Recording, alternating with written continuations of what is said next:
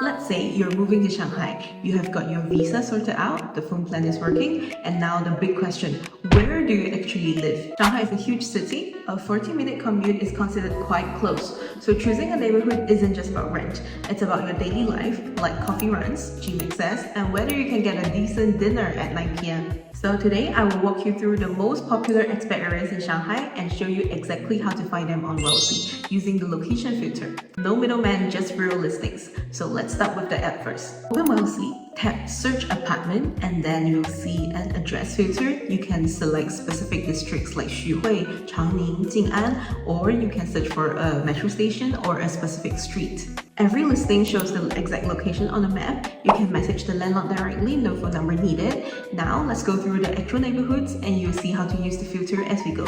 First off, Gubei, Changning district. Gubei is not downtown, it's a little bit further out, but it's known as Shanghai's first large-scale international community. It's also one of the city's more affluent neighborhoods. About 46% of its 26,000 residents come from nearly 50 different countries. You'll hear more English and Japanese in local cafes than Shanghainese. So what's it like to live here?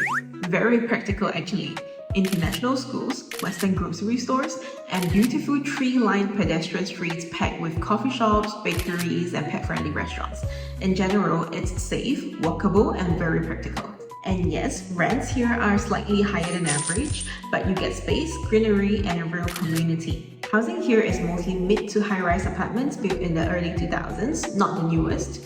A single room for around 3,000 to 6,000 and a whole apartment for about 6,000 to 15,000. On Wealthy, just filter for Hubei. Many landlords here have rented to foreigners for years, so they already know about police registration, contracts in English, all that stuff.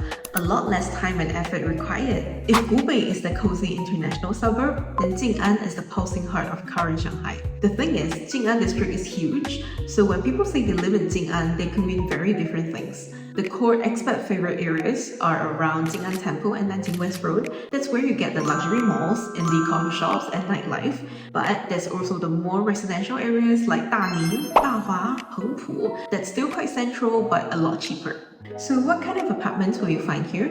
A lot of older walk-up buildings, what locals usually call 老公房 or 老破小. So what to know about such apartments is that they usually come with no elevators, meaning that you might have to walk up 5, 6, or 7 floors a day. On the other hand, there are also brand new luxury towers with gyms and concierge, so the price range here is huge.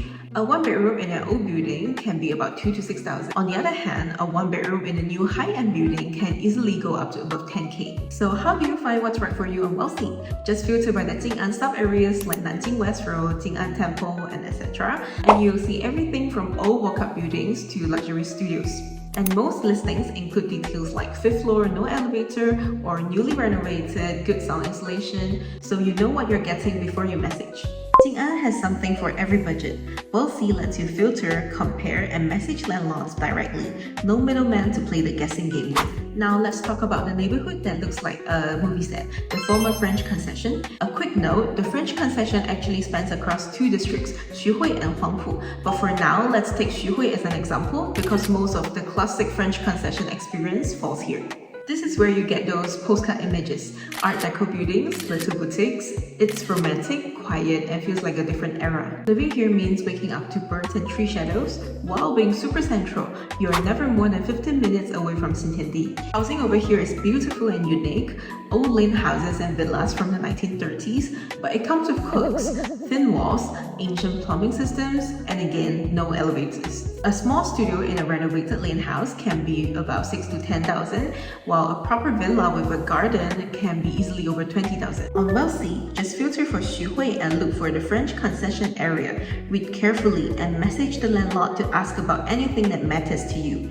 The map view also helps you see which metro line is it closest to. Now let's cross the river to Pudong. 2 main expat communities here, Lianyang and Biyun. Practical note for Wealthy, Lianyang is a direct filter option, but Biyun is not. So you have to filter by Pudong New District first and then search for Biyun in listing titles or descriptions. Both areas are very popular with expat families.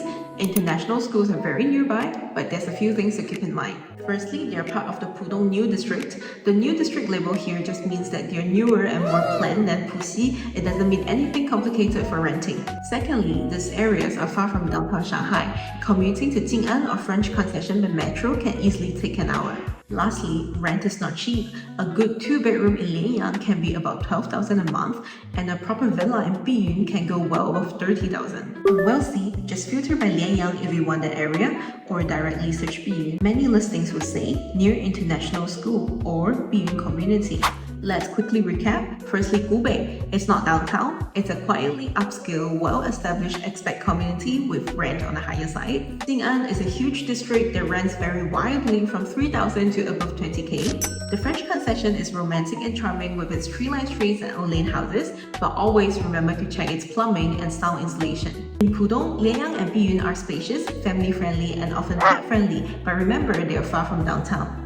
One final heads up, in Hongkou and Yangpu, many state-owned properties are not open to foreign tenants, so always remember to verify before you sign. On Wealthy, just use the location filter to explore these neighborhoods. Find real listings from real landlords and make Shanghai your home. Link in description and see you next time.